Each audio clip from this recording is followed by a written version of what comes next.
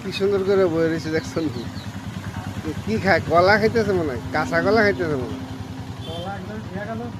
ও দিয়ে গেছে একজনে। দেখ এমনি তো হামলা টামলা করে না কেউ।